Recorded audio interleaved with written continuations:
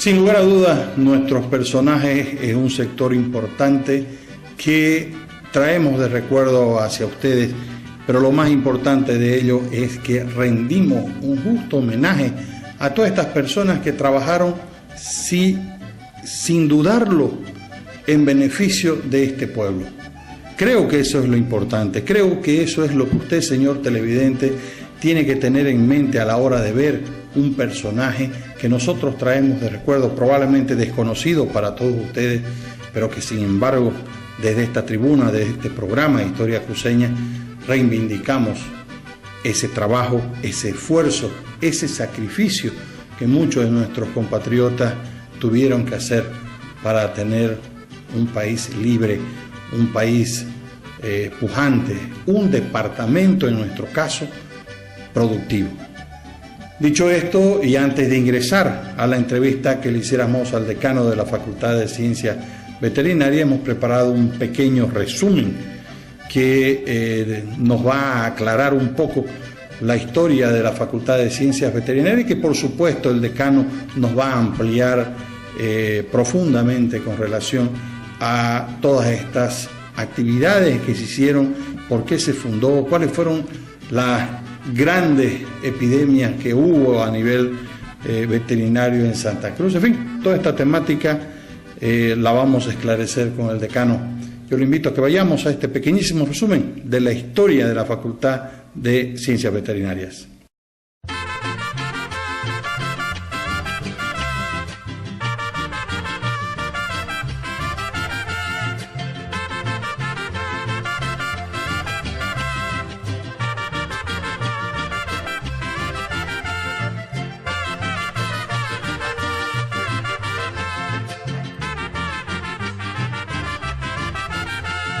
Aprendió que el país no solo era la agricultura, que si bien abastecía las necesidades del pueblo, estaba muy lejos de compararse con la de los países vecinos.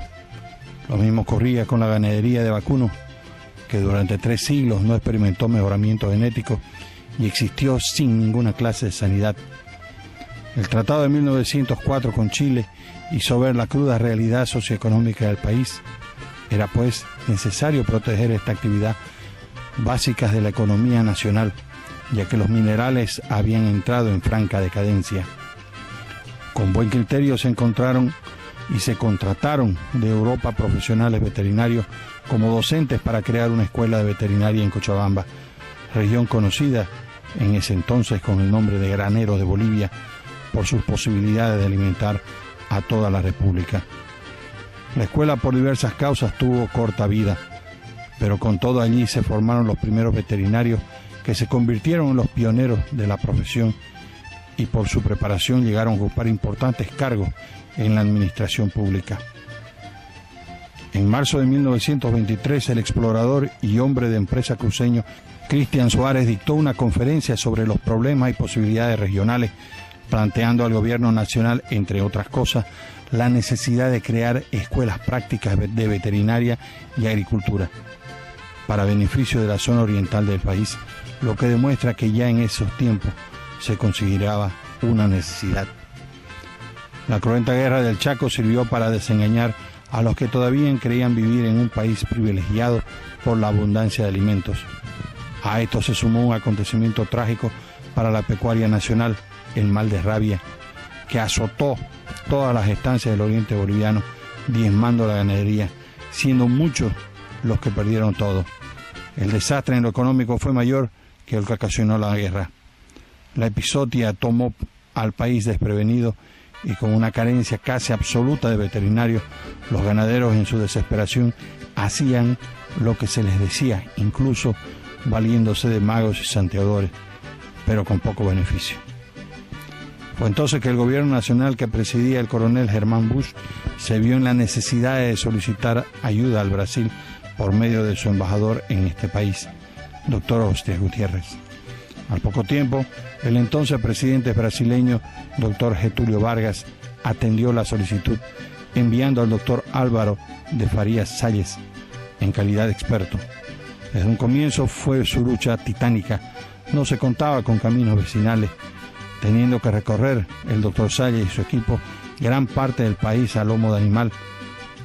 Todo el año 1938 fue dedicado a hacer un reconocimiento general para apreciar la magnitud del desastre y tomar las medidas adecuadas.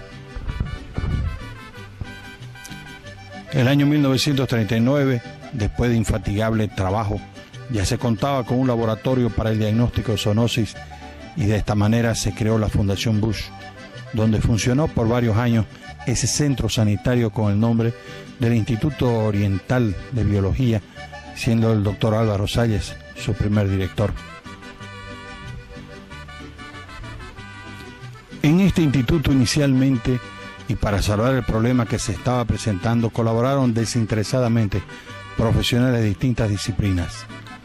Toda esta situación mostró una realidad que no se contaban con médicos veterinarios para preservar y curar los males de nuestra ganadería, y era necesario hacer algo.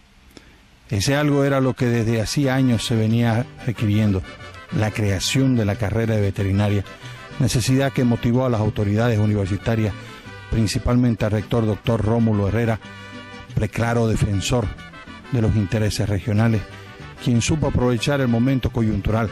Por un lado, las universidades latinoamericanas estaban removiendo los viejos moldes académicos inspirados en el movimiento estudiantil de Córdoba, y por otro, el país sufría una tragedia ganadera, y para no dar un paso en falso, el 3 de julio de 1939 dirigió una elocuente memorial al doctor Álvaro Salles, planteándole la imperiosa necesidad de formar veterinarios. En resumen, el doctor Herrera proponía un curso rápido para capacitar a los jóvenes que se interesasen en la preparación de vacunas, cuya idoneidad sería garantizada por la universidad.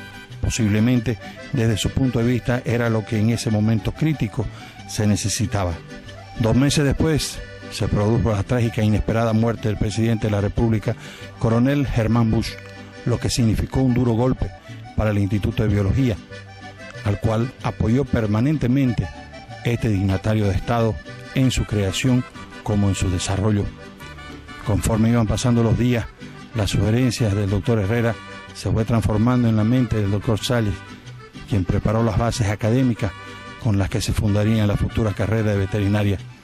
Elaboró documentos, formularios, reglamentos, plan de estudio, consulta a posibles profesores, y cuando tuvo todo preparado lo puso en consideración del rector, quien le dio su visto bueno y le encomienda al doctor Salles la preparación de la reunión inaugural. El edificio central de la universidad estaba en construcción. Dicho esto, yo los invito a que vayamos a la entrevista que le hicimos al doctor Pablo Rosales Calleja, decano de la Facultad de Ciencias Veterinarias. Bueno, la historia, esto remota aproximadamente del año 1912, cuando en aquel tiempo, digamos, las autoridades se preocupan un poco por la parte ya agropecuaria y bueno, quieren mejorar un poco la parte agrícola y al mismo tiempo piensan en la parte ganadera.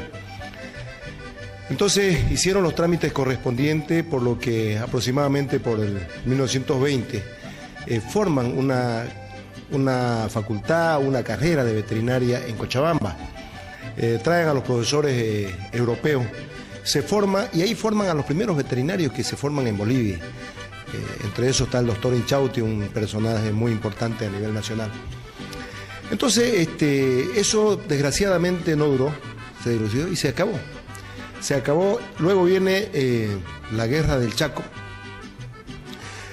Pasa la Guerra del Chaco y más que la pérdida económica que se tuvo en la Guerra del Chaco fue la peste bovina, o sea, el mal de rabia, el mal de cadera, que no tiene nombres comunes, o sea, la rabia en bovino. Y eso trae una desgracia en la parte ganadera, fundamentalmente en el oriente boliviano. Entonces, en ese tiempo, el presidente Germán Bush solicita a su homólogo del Brasil una ayuda, porque no había los veterinarios, no había ese tipo de profesional para solucionar tal desgracia. Entonces, es así que el gobierno brasilero, después del tiempo, accede y envía a un profesional formado hacia Bolivia. Lógicamente, antes que llegue este profesional, la gente, como no sabía, utilizaban santiguas, brujos, remedios caseros, digamos, ¿no? Pero que ante una situación como la que había no diezmó. En muchos de los casos, muchos ganaderos perdieron en su totalidad. Entonces, llega el doctor Álvaro Salle, un brasilero, y empieza a hacer el reconocimiento de la zona. Desgraciadamente no habían los caminos, tuvo que hacerlo apoyado por algunos médicos humanos, porque no habían veterinarios.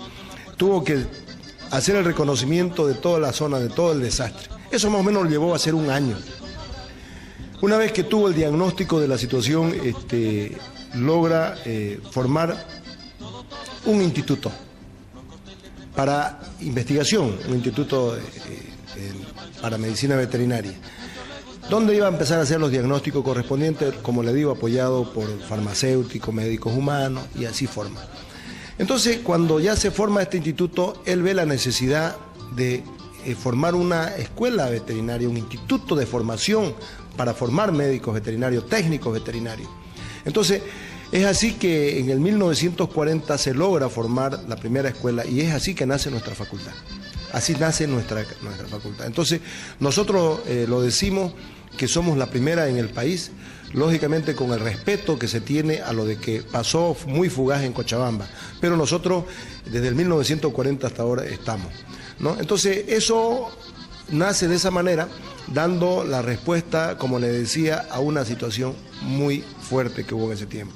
O sea, la facultad, en este caso nuestra carrera de medicina veterinaria, nace por esa demanda que hubo en aquel tiempo, con esa peste de ganado bovino que diezmó grandemente la población bovina.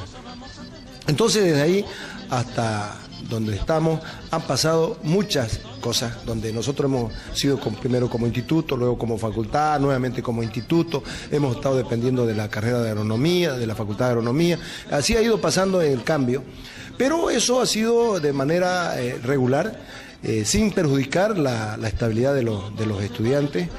Bueno, entonces hasta ahora nosotros lo que venimos viendo ha sido, cuando hacemos el análisis de la historia, más que cómo aparece, hemos venido viendo de que las personas que han estado trabajando en la universidad, en la facultad, como autoridades administrativas y académicas, han sido muy responsables, porque vemos en la historia de que han pasado muchísimos planes de estudio, y siempre cuando vemos un plan de estudio, el que antecede, siempre ha sido en base a la actualización, para las demandas.